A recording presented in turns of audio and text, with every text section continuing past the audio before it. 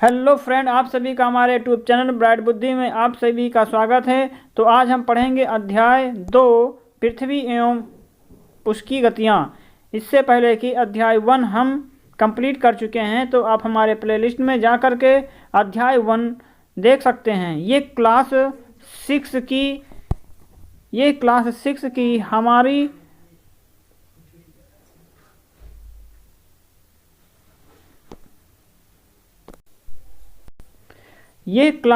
की हमारी दुनिया भाग 1 पुस्तक है, जिसकी एनालिसिस हम कर रहे हैं। तो यहाँ से आप पढ़ सकते हैं पृथ्वी एवं उसकी गतियाँ।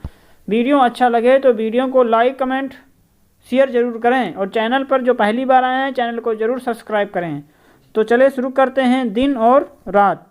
शीला ने अपने जन्मदिन पर अपनी सहेली मीरा को बुलाया। उसने नई ड्रेस पहनकर मीरा से पूछा, बताओ तो मेरी ड्रेस कैसी लग रही है। मीरा बोली, मुझे तुम्हारी पूरी ड्रेस ठीक से दिखाई नहीं दे रही है।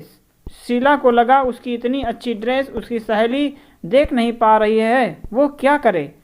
इन दोनों की बातें शीला के बड़े भाई राजीव सुन रहे थे। दोनों को अपने पास बुला करके उन्होंने कहा, शीला तुम प्रकाश में जाओ और गोल घूम जाओ। शीला ने वैसा ही किया, जिससे मीरा को उसकी पूरी ड्रेस प्रकाश में दिखाई देने लगी। वो बोल उठी, तुम्हारी ड्रेस तो बहुत सुंदर है। राजीव ने कहा, जब किसी वस्तु पर प्रकाश पड़ता है तो वो वस्तु स्पष्ट दिखाई देती है। पृथ्वी का घूमना। राजीव ने आगे कहा, शीला जिस प्रकार अभी तुम प्रकाश के सामने गोल घूमी, घूमने से तुम्हारी ड्रेस के जिस हिस्से पर प्रकाश पड़ा ड्रेस का भाग दिखाई देने लगा। ठीक उसी प्रकार पृथ्वी भी घूमती है, और इसके जिस हिस्से पर सूर्य का प्रकाश दिखाई पड़ता है वो हिस्सा हमें दिखाई पड़ता है। वहाँ दिन होता है, और जहाँ प्रकाश नहीं पड़ता है वहाँ दिखाई नहीं पड़ता, वहाँ पर रात होती है। पृथ्वी को इस तरह एक चक्कर पूरा करने में 24 घंटे का समय लगता है। पृथ्वी की इस गति को घूर्णन गति या दैनिक गति कहा जाता है। अर्थात पृथ्वी अपने ही अक्ष पर घूमना घूर्णन गति कहलाता है। इसी गति के कारण दिन और रातें होती हैं। राजीव उठो और अलमारी के ऊपर रखे ग्लोब को लेकर के आया।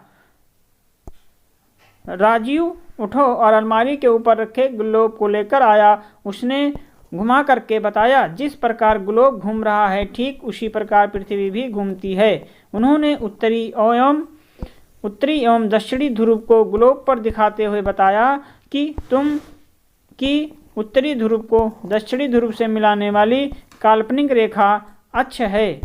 पृथ्वी अपने अक्ष पर घूम रही है, लेकिन पृथ्वी पर ग्लोब की तरह उत्तरी ध्रुव से दक्षिणी ध्रुव को मिलाने वाली कोई छड़ी या रेखा नहीं होती है, एक काल्पनिक रेखा है। ग्लोब को दिखाते हुए उन्होंने बताया कि ग्लोब पृथ्वी का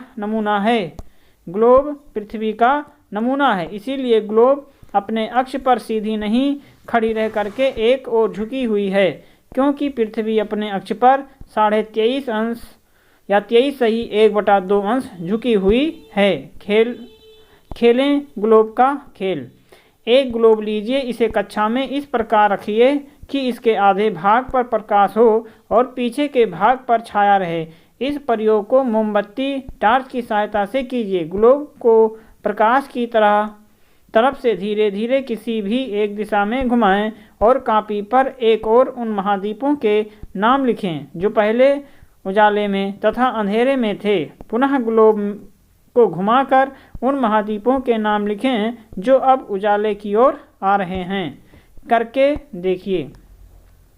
अध्यापक की सहायता से ग्लोब को इस प्रकार रखिए जिसे उसे पृथ्वी की सामान्य गति पश्चिम से पूरब की ओर घुमाया जा सके। प्रकाश को जापान पर केंद्रित कीजिए और पता कीजिए कि ग्लोब पर कौन कौन से ऐसे देश हैं जो छाया में हैं। तत्पश्चात प्रकाश को भारत पर केंद्रित करें और छाया प्रदेशों के नाम लिखें।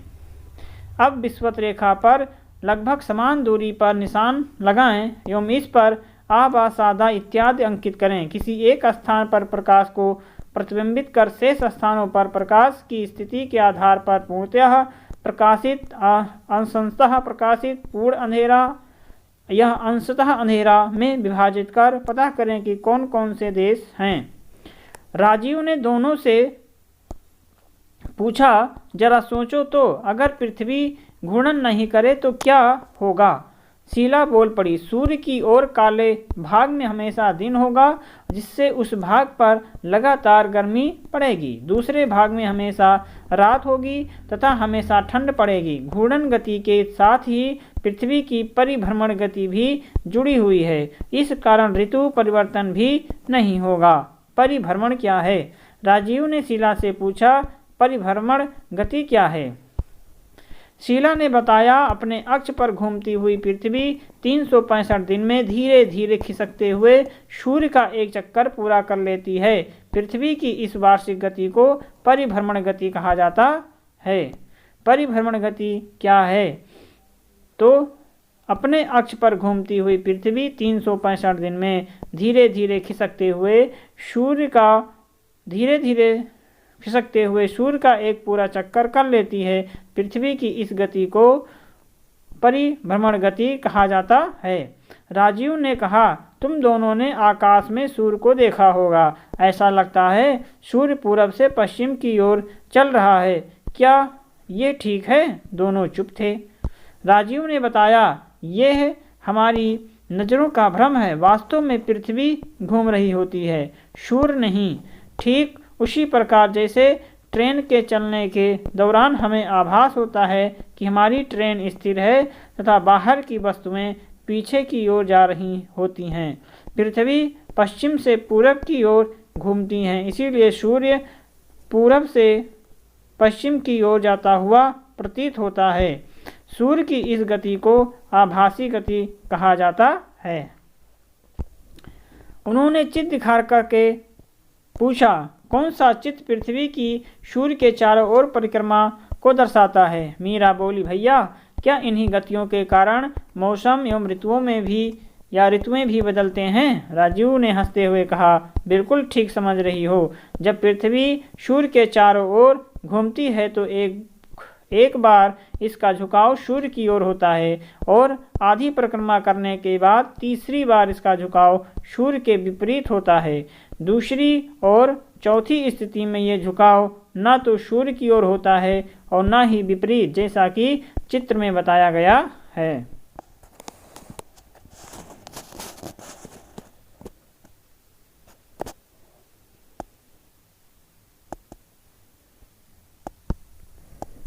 आगे पढ़ेंगे कि जब पृथ्वी सूर्य की ओर झुकी हुई हो तो देख करके बताओ कि पृथ्वी का कौन सा गोलार्ध सूर्य के सामने है। ये कह करके राजीव ने चित्र को आगे कर दिया। दोनों उस चित्र को गौर से देखने लगी। मीरा ने कहा, भैया, चित्र के अनुसार 21 जून को जब पृथ्वी का उत्तरी गोलार्ध सूर्य के सामने होता है उस समय सूर्य की सीधी किरणें कर्क रेखा पर पड़ती हैं। इस कारण उत्तरी गोलार्ध का अधिक हिस्सा प्रकाश में रहता है। यही कारण है कि उत्तरी गोलार्ध में दिन लंबे और रातें छोटी होती हैं।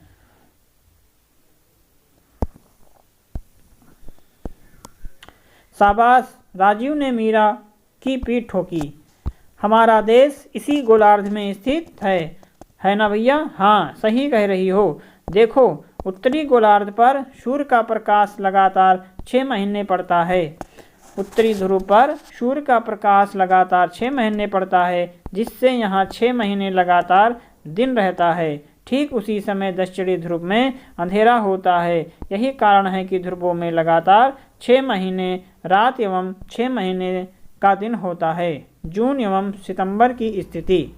मीरा बोली, भैया, तब तो पृथ्वी के घूर्णन के कारण ही दिन रात होते हैं और परिभ्रमण के कारण मौसम भी बदलते हैं। राजीव बोला, बिल्कुल ठीक, लेकिन दूसरा कारण पृथ्वी का झुकाव भी है। इसे दिए गए चित्र में समझ सकती हो कि 21 जून को पृथ्वी के सूर्य की ओर झुके होने के कारण सूर्य की सीधी किरणें विषुवत रेखा से कुछ उत्तर में कर्क रेखा पर सीधी पड़ती हैं, जिसके कारण दिन की अवधि इस समय लंबी होती है और इस समय सूर्य का ताप अधिक मिलता है। फलतः इस समय उत्तरी गोलार्ध में गर्मी का मौसम होता है। हमारा देश उत्तरी गोलार्ध में है, इसीलिए यहाँ जून में खूब गर्मी पड़ती है। इसी समय दक्षिणी गोलार्ध में सूर्य की किरणें तिरछी होती हैं, इसीलिए वहाँ जून में सूर्य का ताप कम मिलता है और वहाँ जाड़े का मौसम होता है।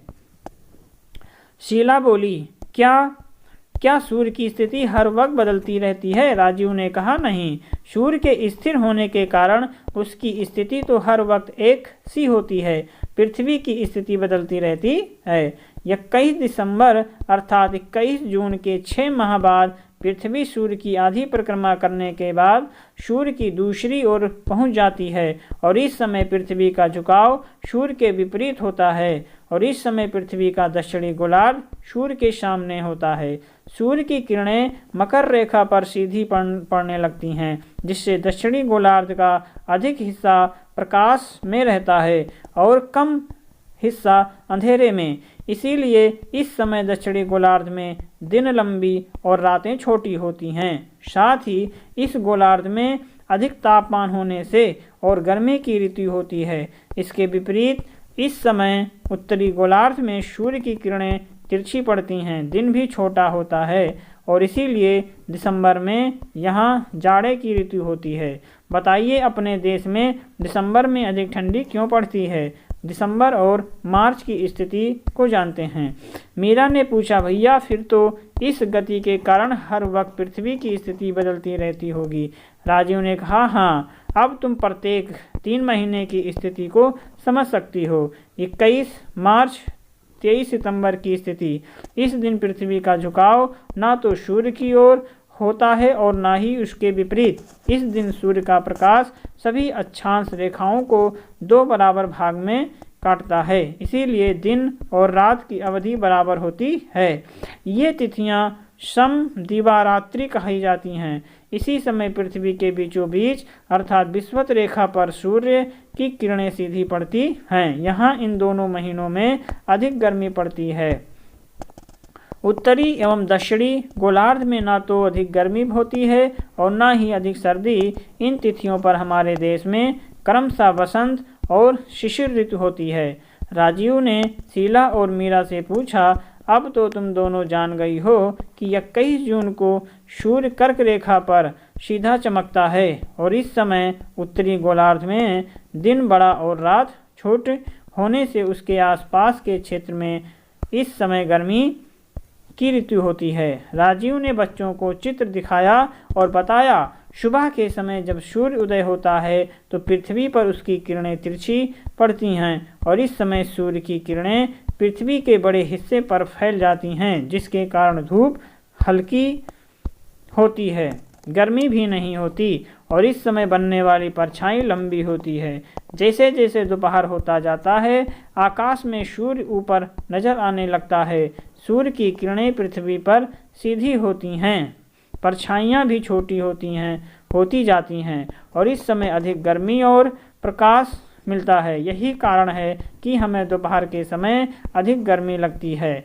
शाम को सूर्य की किरणें फिर तिरछी हो जाती हैं और बड़े हिस्से में फैल जाती हैं, जिससे इस समय कम गर्मी होती है। रात में सूर्य का प्रकाश नहीं मिलता है, जिससे रात में ठंडक हो जाती है।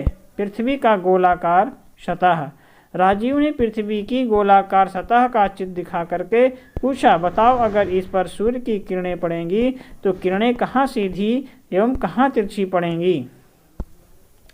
आप यहाँ से देख सकते हैं कि ये गोलार्ध है, बीच में जो रेखा गई है भूमध्य रेखा होती है और ये उत्तरी गोलार्ध में कर्क रेखा, दक्षिणी गोलार्ध में मकर रेखा और सबसे ऊपर देखा जाए यहाँ उत्तरी ध्रुव दक्षिणी ध्रुव होता है और यहाँ पर ये सूर्य की किरणों को डाला गया है। दोनों सहेलियाँ सोच में पड़ गईं। मीरा बोली, भैया, हमारी पृथ्वी के गोलाकार होने से उसके सभी भाग पर सूर्य की किरणें सीधी नहीं पड़ेंगी। राजीव बोला, बिल्कुल सही। यदि हम पृथ्वी को उत्तरी और दक्षिणी 2 बराबर हिस्सों में बांटें तो बीच के हिस्से में सूर्य की किरणें लगभग हमेशा सीधी पड़ेंगी। यही सालों भर गर्मी पड़ती है। इसी क्षेत्र को उष्णकटिबंध की पेटी कहा जाता है। अब यहाँ पर जैसे जैसे हम इससे उत्तर या दक्षिण में बढ़ते हैं, पृथ्वी की गोलाकार सतह के कारण सूर्य की किरणें तिरछी होती जाती हैं और बड़े हिस्से में फैल जाती हैं, जिसके कारण उष्णकटिबंधीय क्षेत्र की अपेक्षा कम गर्मी मिलती है। पृथ्वी पर इस क्षेत्र को शीतोष्ण कटिबंध की पेटी कहा जाता है। तो आइए चित्र में देखते हैं कि शीतोष्ण कटिबंध कौन सा क्षेत्र कहलाएगा। ये जो लाइन गई है सीधी, ये विषुवत वृत्त है। विषुवत वृत्त, इसके ऊपर का ये क्षेत्र उष्णकटिबंधीय और नीचे के क्षेत्र भी उष्णकटिबंधीय क्षेत्र कहलाते हैं। उत्तरी में समशीतोष्ण जो कर्क रेखा के ऊपर से लेके और ध्रुव के बीच के उत्तरी ध्रुव वृत्त के बीच है। सबसे ऊपर उत्तरी ध्रुव को शीत ऋतु और नीचे भी दक्षिणी शीत ऋतु कहा जाता है। तो ये 23.5 उत्तरी और 23.5 दक्षिणी अक्षांश के बीच का क्षेत्र उष्णकटिबंधीय कहलाता है। तो ये इम्पॉर्टेंट है, आप इसे ज़रूर देखें और स्क्रीनशॉट रख लें। फिर आगे पढ़ेंगे कि ध्रुवों के निकट सूर्य की किरणें अत्यधिक तिरछी पड़ती हैं। यही कारण है कि 6 महीने का दिन होने के बावजूद ये किरणें वहाँ के धरातल एवं वातावरण को गर्म नहीं कर पाती, अतः वर्ष भर बर्फ जमा रहती है। इस क्षेत्र को शीत कटिबंध की पेटी कहा जाता है, अर्थात सबसे जो ऊपर है ये शीत कटिबंध क्षेत्र, क्योंकि यहाँ पर बर्फ हमेशा जमी रहती है, इसलिए इसे हम शीत ऋतु या शीत कटिबंध का क्षेत्र कहा जाता है। शीला बोल पड़ी, भैया पृथ्वी के झुकाव, अक्षांशीय एवं वार्षिक गति के प्रभाव से ही तो मौसम बदलते रहते हैं। राजीव ने कहा, हाँ यह सब इन्हीं कारणों से होता है। मीरा ने शीला से कहा, शीला सचमुच आज पृथ्वी और उसकी गतियों के बारे में भैया ने ढेर सारी बातें बताई, यही तो तुम्हारे जन्मदिन का असली उपहार है। राजीव ने कहा और उन्हें मिठाई दी। दोनों खुशी खुशी मिठाई खाने लगी। बस आज के लेसन में इतना ही था। यहाँ पर कुछ प्रश्नों के उत्तर हैं। समदिवारात्रि किन्हें कहते हैं या कब होता है? यहाँ सबसे बड़ा दिन कब होगा?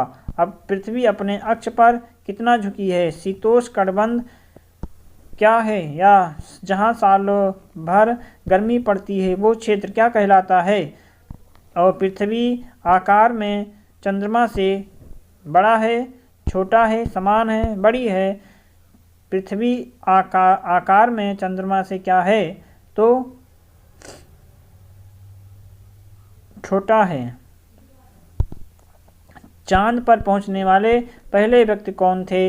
इनको क्या करना है आपको? इसका कमेंट में उत्तर बताना है इन सभी प्रश्नों के। समदिवारात्रि होता है कब से लेकर के कब?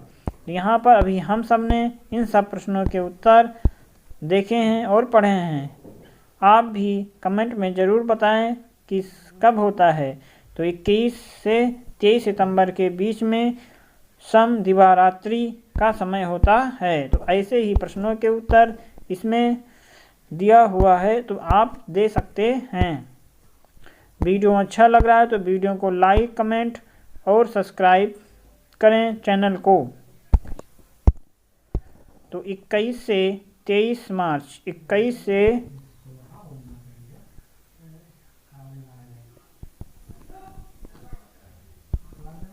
गा नंबर सही है। तो वीडियो अच्छा लग रहा है तो वीडियो को ज़रूर लाइक करें। जो पहली बार चैनल पर आए हैं चैनल को ज़रूर सब्सक्राइब करें तथा अपने हित मित्र दोस्त के साथ शेयर ज़रूर करें। तो अब हम मिलेंगे एक नए अध्याय में एक नए विषय के साथ। तब तक के लिए पढ़ते रहिए, मस्त रहिए। नमस्कार।